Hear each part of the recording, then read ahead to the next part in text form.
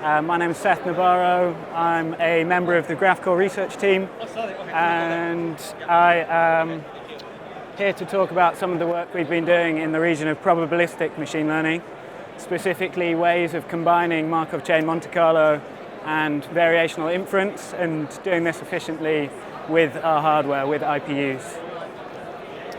So first, a bit of background as to Markov chain Monte Carlo and variational inference. I'll abbreviate these to MCMC and VI.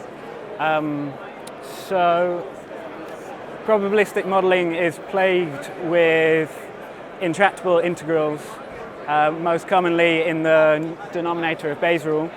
So if we want to circumvent these integrals, we can use MCMC or variational inference to do that. MCMC is a way to draw samples from a distribution of interest, which I'll call P of X, if we only have access to a function which is proportional to the density of that P of X. And it's an iterative scheme where you initialize the chain at a certain value and then iteratively perturb your samples until you reach a steady state. And if you run the chain for long enough, there is a lot of theoretical guarantees that samples along this chain reflect the true distribution P. So in this way, it's asymptotically exact. By contrast, variational inference uses optimization to approximate the distribution of interest.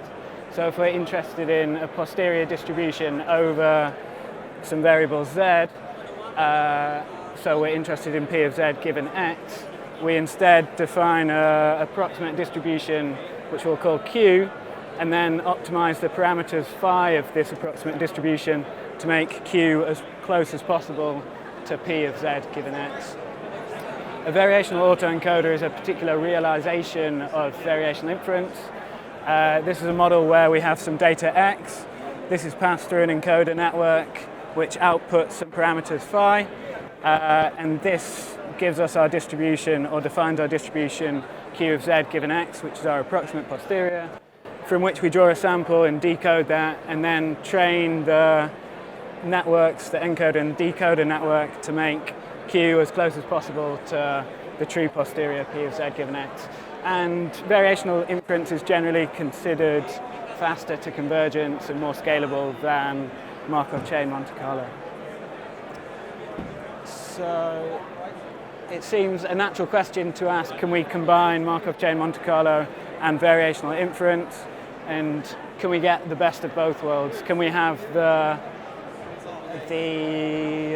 asymptotic exactness of Markov chain Monte Carlo along with the speed to convergence of variational inference?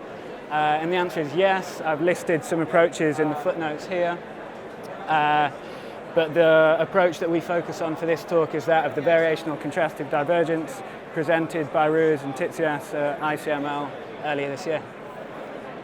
And the particular model that we're interested in is this Augmented VAE, where some data is encoded, giving us the parameters of our Q, and a sample from Q defines the initialization of our Markov chain, which we then iteratively improve to move closer to a sample from the true posterior, and then decode the final sample, which I'll call Zi.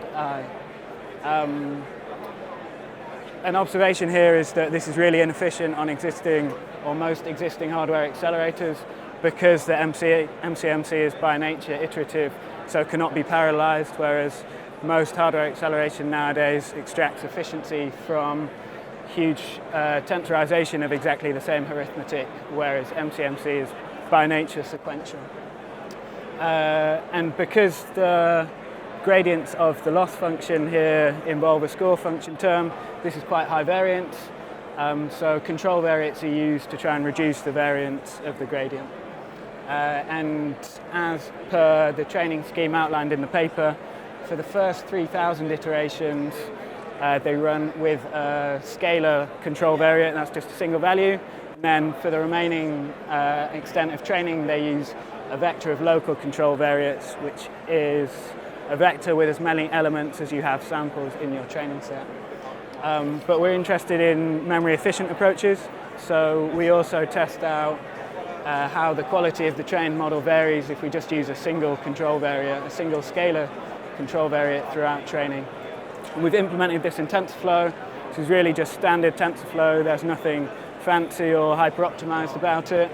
And trained the model on MNIST with batch size 100 as per the original paper, and run it on IPU for acceleration and compared the performance against an alternative processor. So how do the results look? Well, if we run with the local control variate scheme, which is exactly the same as per the paper, we achieve test set log likelihoods, which are the same across both hardware accelerators and consistent with the original published score of -95.86. And running on IPU is around 1.7 times faster without any manipulation or any optimization. If we instead use a global control variate throughout training, that's just maintaining a single value for the control variates, we can use IPU infeeds, which efficiently stream the training data from the host onto the accelerator and allow us to run multiple training iterations for each TensorFlow session call, which reduces the fractional overhead of the TensorFlow session call. If we do this, we can speed up training from 49 minutes on IPU to 21 minutes, so we're 4 times faster than the alternative hardware acceleration, and we haven't sacrificed any of the modeling quality. The test set log likelihoods are exactly the same. So we're 4 times faster with no sacrifice to the model. So we might ask whether we can use this hardware acceleration to actually get a better model at the end of training. And a simple approach we've done to do this is simply to train for more epochs. So we train for 8,200 epochs instead of 800, as in the original scheme. And this takes our test set log likelihood scores from around -96 to around -92 or -93, which is quite a significant improvement. We've also explored the effect of batch sizes. So we've tested how the test set log likelihood varies with batch sizes of 16, 128, 512 and 1024. And what we found is that the log likelihoods for 16 and 128 are comparable and the best of the bunch, whereas batch sizes 512 and 1024 are significantly worse in terms of the test set log likelihood.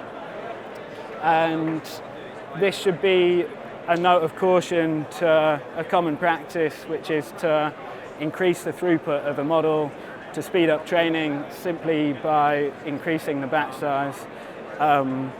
And this is a commonly done thing because so much existing hardware acceleration is dependent on large vectorization of the same arithmetic for efficient computation. The IPU is different and very efficient at small batches. And in terms of the degradation of the test set log likelihood with the batch size, this is consistent with other results we've seen in the domain of image classification, where larger batch sizes result in a poorer quality model in terms of the accuracy, the test set accuracy of the trained model, as described in this paper here. We might ask why this matters. Do we care that a particular model is 4 times faster on IPU?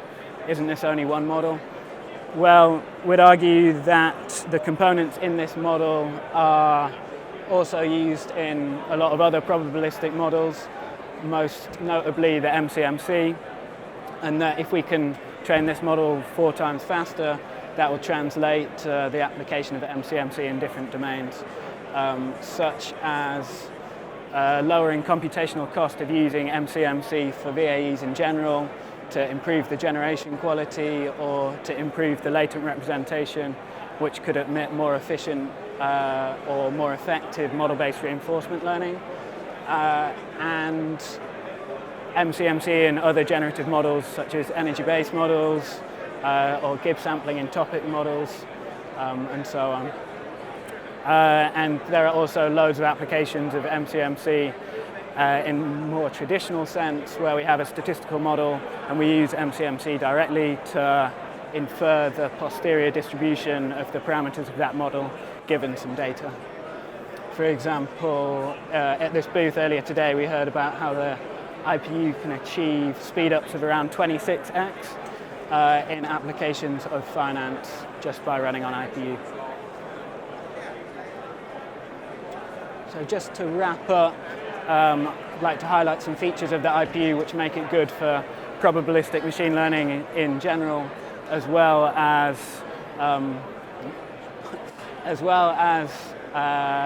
machine intelligence in general. So we have extremely fast random number generation, which is done on the hardware rather than in the software. So this is extremely efficient and will hopefully admit breakthroughs in areas like evolutionary strategies, models which do a lot of Monte Carlo approximation to intractable integrals, importance and rejection sampling, for example. We've seen here that the faster rate at which the IPU can compute recurrent algorithms make it more efficient in terms of give much larger speed up of algorithms like MCMC, but also we think this would translate to algorithms such as expectation maximization, which is also by nature iterative. The massively parallel architecture of the IPU we think can also be efficient in certain graphical model inference like belief propagation or massively parallel MCMC. And that's it from me. I'm happy to take questions.